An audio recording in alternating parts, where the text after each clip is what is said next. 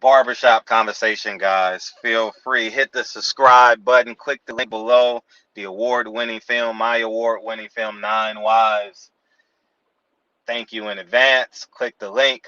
Let's talk about it. Purse bid tomorrow. This time tomorrow, the purse bid starts about 9 p.m. my time. I don't know, 6 a.m., 6 a.m. my time, 9 a.m. my time, somewhere in there.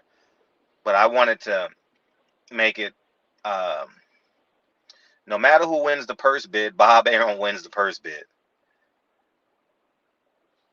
If Triller wins the purse bid, he gonna get his percentage on on Terrence Crawford, and two, he gonna force them to fight in BFE. You know what I mean? Look what he did with Teofimo Lopez. They fighting on a going up on a Tuesday. And when have you seen a unification bout on a Tuesday? You know that often never happens. So um, and we'll see if PBC comes in with money. But at the end of the day, Bob Arum is going to win the purse bid, because even if he wins the purse bid, he's going to get his own fighter at a cheaper rate. He's going to get the opponent at a cheaper rate. Remember all the discontent as it pertains to how much somebody should make. Well, now it's in the open market. We get to see how much the fight is really worth to people, based on the current boxing market. And that's going to tell us a lot about boxing. How much they pay not Keith Thurman, Sean Porter and Terrence Crawford in this purse bid will basically be a referendum on fights moving forward. How much is Keith Thurman worth now? How much is Danny Garcia worth now? How much is Mikey Garcia worth now? So it's going to be real, real interesting how this plays out moving forward, because for real, ticket sales are, I wouldn't say scarce, but definitely not what it was 5, 6 years ago. So uh, the money's not in boxing. And blame it on the rain, yeah, yeah.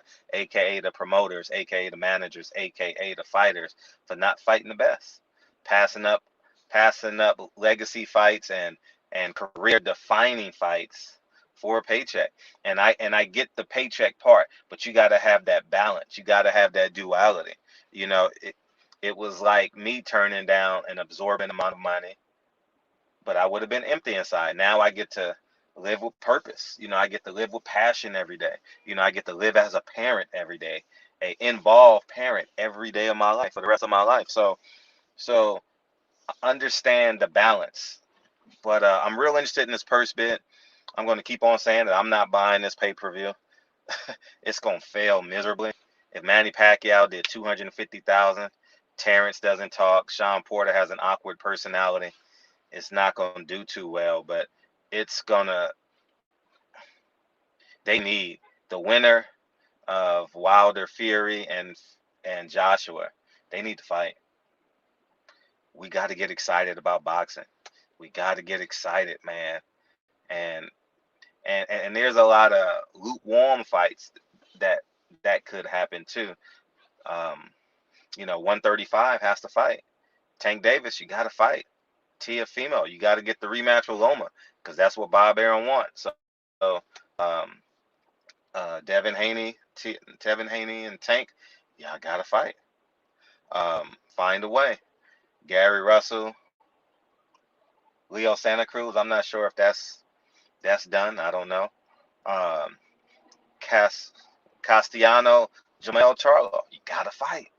Jamal Charlo, Andrade, you got to fight. You got to fight.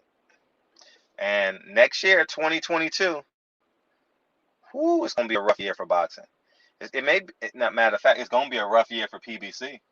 It's gonna be a real rough year for PBC, because these fighters are gonna realize that their trajectory, fighting once a year, will not fulfill what they need to get out of the sport of boxing. And it's just gonna take one fighter to speak up.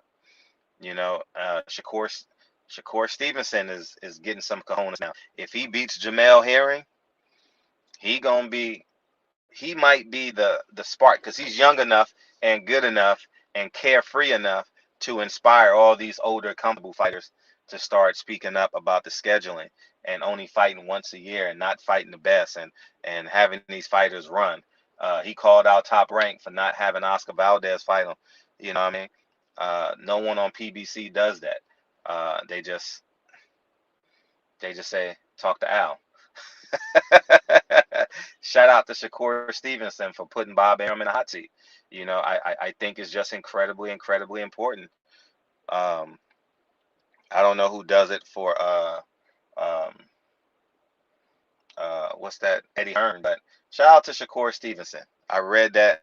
I read what he said, and he also said pick a side. He's talking to Terrence Crawford. You ain't gonna I don't need your phone calls. Go train Jamel Herring. Because when I win, I love Shakur Stevenson's. I, I like that about him. I like that. I didn't know he had it in him. I always admired him because one, he's as close to New York as possible. Two, he reminds me of my son. And three, he's black. And I've always admired that about him. One of the biggest things I didn't like was when him and Jay Prince was sitting there and they were talking about a rapper or something, maybe a young boy. That's not Shakur Stevenson's lane. Shakur Stevenson is a fighter. Stay a fighter. You know what I mean? And hopefully Shakur Stevenson gets a spot on Drake's new album that's coming out this week. I think that's important. Moving forward, purse bid is going to be extremely important. Is Sean Porter worth more than $1 million? Is Terrence Crawford worth $3 or $4 million? I want to see these purse bid numbers because I'm going to know the play moving forward. It ain't, the guessing will be over if they go to purse bid. The guessing game will be over. You're going to know exactly where your promoter stands because Sean Porter is an A-level fighter on the PBC side. Terrence Crawford is an A-level fighter on the Top Rank side. So we'll see. Anyhow, man, I appreciate you guys. Uh, uh, where would they put this fight? This fight would have to be in Nebraska. There's no other place to put it. Vegas, it won't sell. This fight got to be in Nebraska. LA, no one will show up. Not during concert season. Hell no. Don't waste your time, LA. Don't waste your time putting it here in LA. You know what I mean? But the fighters don't understand that. They just want to be in LA to be in LA and pay the highest taxes in the country. Don't come to LA and fight, y'all. If you're a big time fighter, take it to Vegas.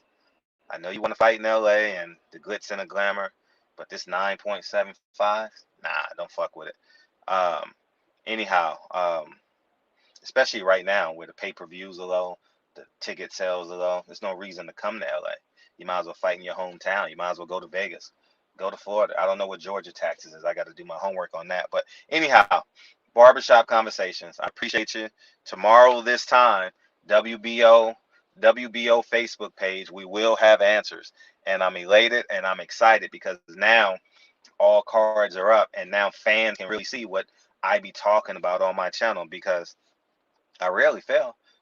Is Tank Davis fighting in October? No. They said December. He's not fighting in December. Ain't no money left. Ain't no money left. The fans don't have any money in December to buy a pay-per-view. They know that. They know that. Anything outside the first week of December, it's impossible to put on a pay-per-view. I'm telling y'all that now. It's impossible. I mean, you can put a regular fight on, but a pay-per-view fight, anything past the first week of December, good luck with it. So anyways, barbershop conversation. And if I'm Tank Davis, I would move the fight to Martin Luther King weekend. You know what I mean? Be smart. Be smart. Anyway, barbershop conversations. Feel free to hit the subscribe button. I'll talk to you guys soon. Peace.